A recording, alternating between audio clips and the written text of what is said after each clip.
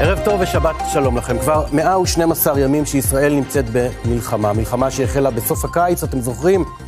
ואשר נמשכת גם בסוף השבוע הסוער הזה בעיצומו של החורף. וגם היום, בליל שבת הזה, ישראל מתמודדת גם בזירה הצפונית, גם בזירה הדרומית, גם בזירה הבינלאומית, מול המשפט הבינלאומי, וגם הערב ישראל סופרת את חלליה במלחמה הזו שנכפתה עלינו לפני כמעט 4 חודשים.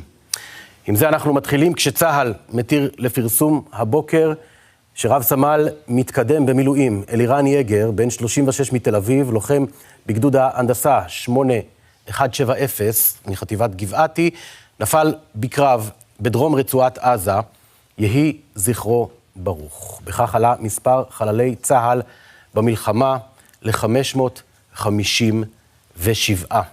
זה המצב בתום היום ה-112 למלחמה.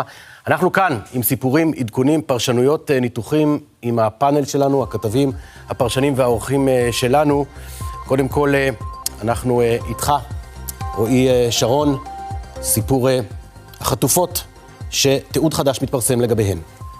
כן, של 3 חטופות שמספרות בסרטון שהן יושבות 107 ימים. אנחנו ביום ה-12 של המלחמה, שזה אומר שאולי הסרטון הזה צולם לפני 5 ימים, ואולי 5 ימים זה פרק הזמן שלוקח עד שהם מעבירים במנגנון האישורים שלהם בתוך החמאס את האישורים של הסרטון. אבל צריך להגיד, אנחנו לא באמת יודעים מתי הסרטון הזה צולם, אנחנו לא יודעים באמת איפה הן מוחזקות. ראינו עד עכשיו שהמידע שיש לישראל על הימצאות מקום ממצאם של החטופים והחטופות הוא די מוגבל. ברור שחמאס לא מחלק פה סתם מחוות וסתם מתנות, ברור שלסרטון הזה יש מטרה, והמטרה היא טרור פסיכולוגי, והמטרה היא להפעיל לחץ על ישראל, לקבל עסקה עם כל תנאי שהוא, כולל תנאי של סוף המלחמה, מה שכרגע אף אחד לא מסכים לתנאי הזה בישראל. נרחיב על כך בהמשך. סבב הכותרות שלנו עכשיו. שבת שלום, תמר אלמוג. שבת שלום, אוהב. אז זה שציפינו לתוצאה אפילו יותר גרועה בהאג לא אומר שמה שקיבלנו הוא טוב אבסולוטית, אבל בכל זאת ביחס לנסיבות ולמצב זה הכי טוב שאפשר, וזה מוכיח, אומרים גורמים שמאוד מאורים כמה היה חשוב להגיע לשם עם הצוות הזה, עם שופט מטעמנו, ובעניין הזה 2 דברים. הערכה היא שהייתה השפעה לפרופסור אהרון ברק ולנוכחותו, צריך לשים לב, אף שופט לא קרא להפסקת לחימה, גם לא השופט מדרום אפריקה, גם לא השופט מלבנון. ועוד משהו, אנחנו מפרסמים, אוהב, שגורמי המקצוע, הצוות המקצועי, ימליצו לקיים את הצו ולהגיש דוח לבית הדין בעוד חודש. הפרטים בהמשך. תודה, תמר. סילבן מסעודה, שבת שלום. שבת שלום, אוהב. כן, הדרג הצבאי מראה מידע למעשה לדרג המדיני, ולפיו חמאס מתחיל לשקם את היכולות האזרחיות שלו בשני אזורים שצהל דילל משמעותית בהם את כוחותיו. אנחנו מדברים על צפון הרצועה וגם מרכזה.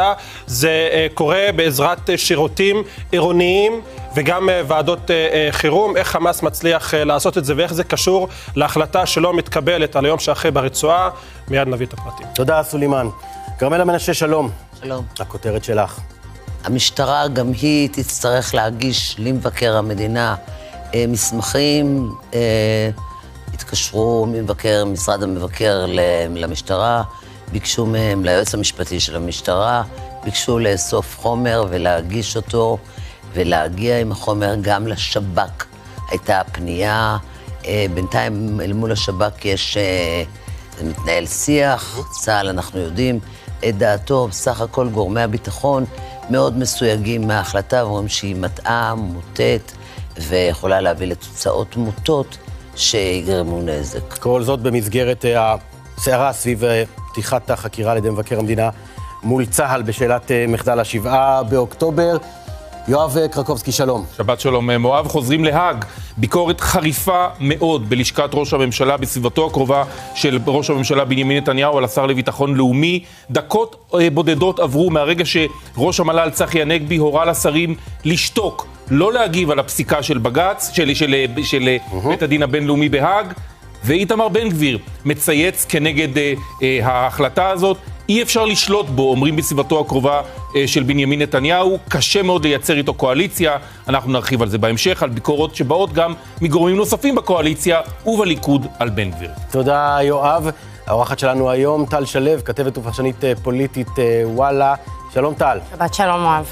דווקא הפגישה בשבוע הבא, הפגישה רמת הדרג הביטחונית באירופה של ראש המוסד וראש השב"כ עם הנציגים הקטרים והמצרים, דווקא היא מתרחשת דווקא בסוף של שבוע שבו ראש הממשלה בנימין נתניהו מחריף את היחסים ומחריף את המשבר עם המתווכות. נכון לעכשיו נתניהו ביחסים צוננים גם עם וושינגטון, גם עם קטר וגם עם מצרים. דווקא הפגישה הזאת משדרת ושולחת מסר שהיחסים, האינטרסים פה הם חורגים מנתניהו, כן נתניהו, לא נתניהו, ושל הקטרים יש אינטרס במהלך הזה. צריך להגיד, ראינו בחודש שעבר פגישה של הקטרים, של ממשלת קטר עם משפחות החטופים. לא מן הנמנע שלאור המשבר ביחסים אנחנו נראה פגישה נוספת כזאת מתקיימת גם בימים הקרובים.